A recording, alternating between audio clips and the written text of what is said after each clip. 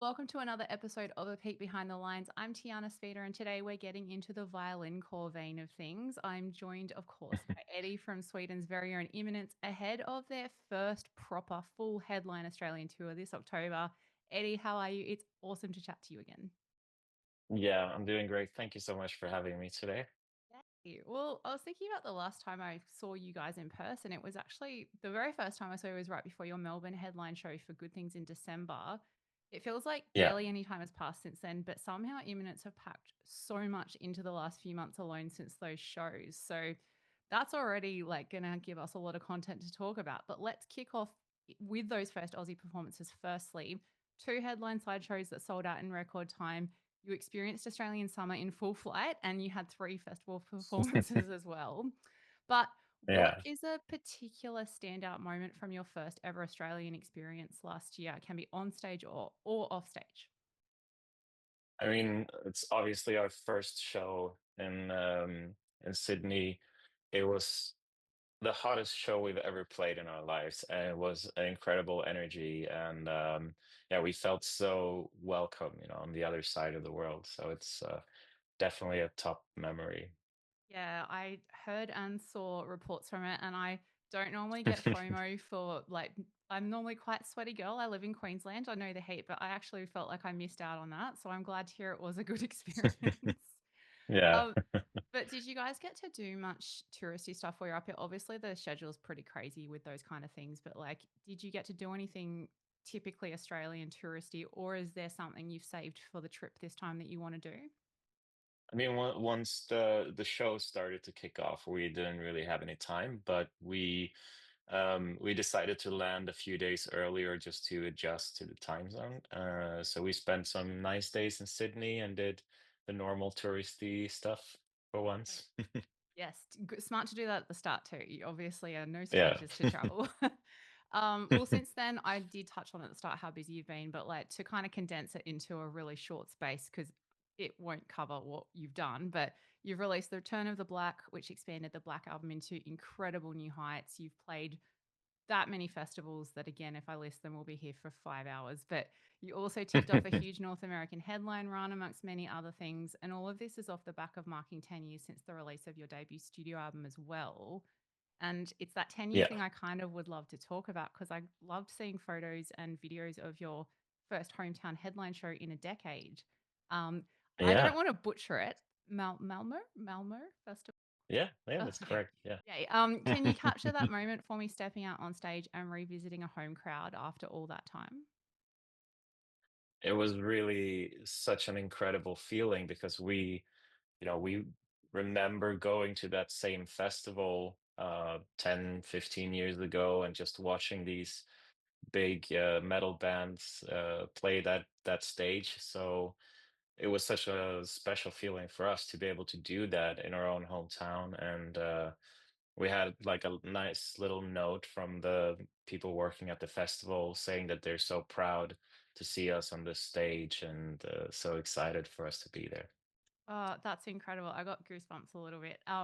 Just seeing that, and you could see like the joy not only of you guys but of that crowd. Like it is, there's nothing like it's special to go everywhere where you're appreciated, but there is nothing kind of quite like a home crowd, especially with that kind of length in between of and doing so much. Yeah, So I'm so happy it was that experience. That's amazing. yeah, Well, speaking of travel, you have been traveling the world with Imminence and blowing people's minds for a decent while now, and violincore is obviously alive and thriving. But you're a band who can absolutely shred, but you can still bust out acoustic and softer moments here and there as well.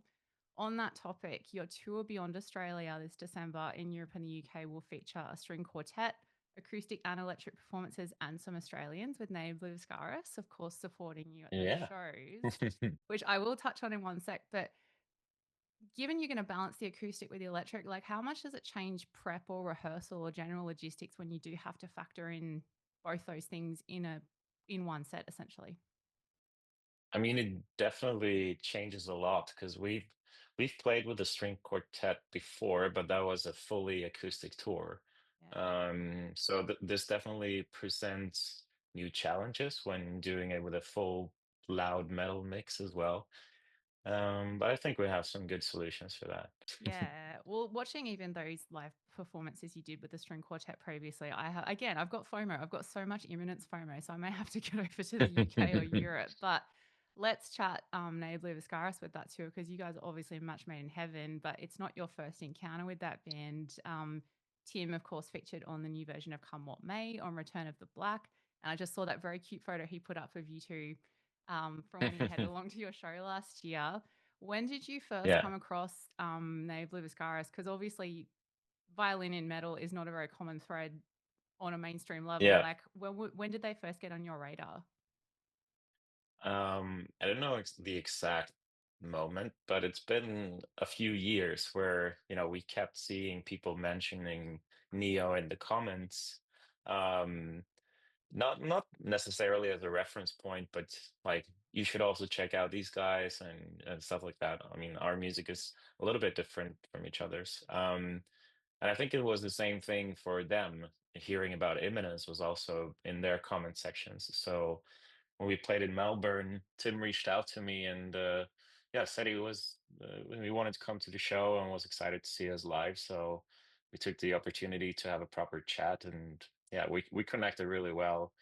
Um, have a lot in common, of course. And Hmm. then yeah, since we already had the thing with having people doing features and stuff, I thought it would be perfect to have him on the album as well.